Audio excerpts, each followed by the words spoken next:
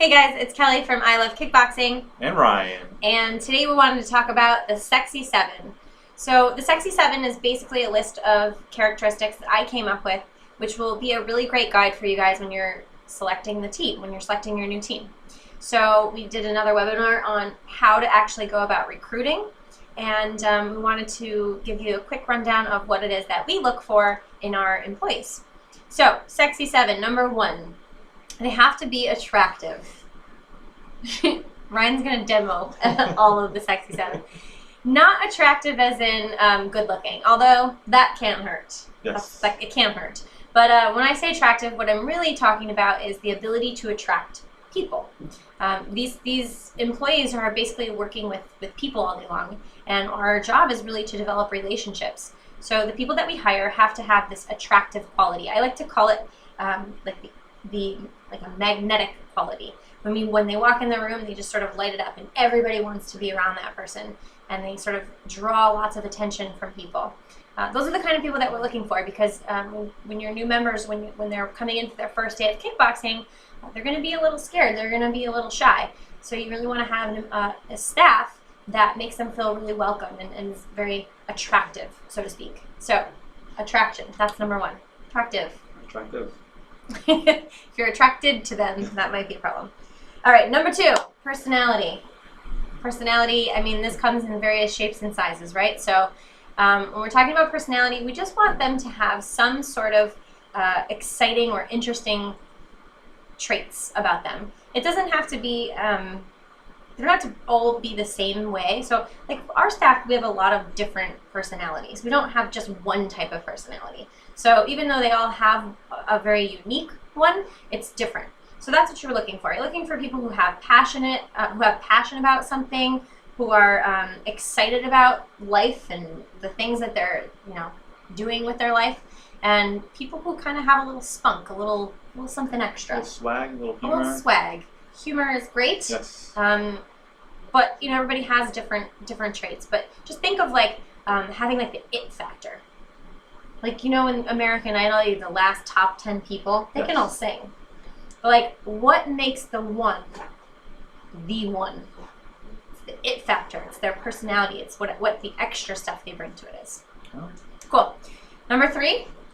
I would say chemistry. Chemistry. So chemistry is what you have with the person. So when you're sitting down and you're speaking with them, either you get a really good gut feeling or you don't. And it's really important to pay attention to that gut feeling. A lot of people say, oh, well, what does that have to do with work? But this is someone that you're going to be working with like 8-9 hours a day.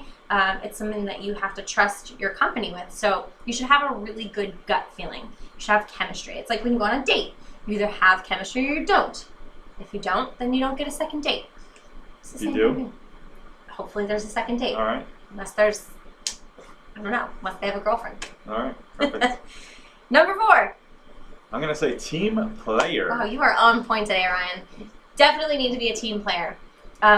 Although in stereotypically, in the martial arts industry, we don't get a lot of team players. That's why hiring someone who has a lot of martial arts skill or kickboxing skill is not always the right decision. Not that they can't be, but it's not always the right decision, because they want to be the center of attention. They want it to be all about them. They sort of have an ego, and that's not going to work for us. We need someone, because we work for a brand, because we work for a franchise, that's going to play by the rules. And we've worked really hard at coming up with all of the different processes and all the different things that are going to be that you need to do to make you successful.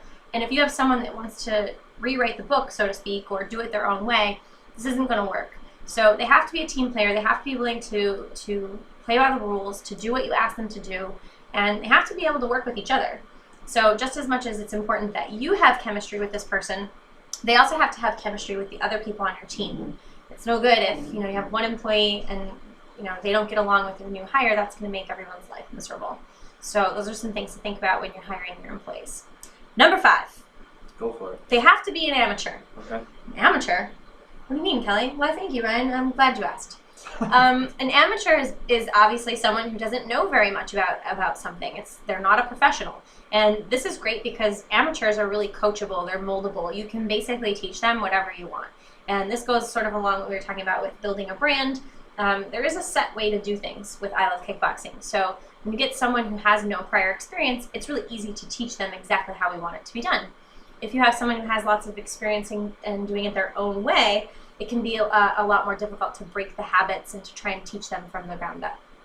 So try to find people who really don't have a lot of experience necessarily, because those people are actually going to be a little bit easier to train. Number 7. Number 6. Number 6, that's what I said. Authentic. So we spoke earlier about the importance of having people who have that attractive quality, that like magnetic charisma. And authenticity kind of plays along into that as well.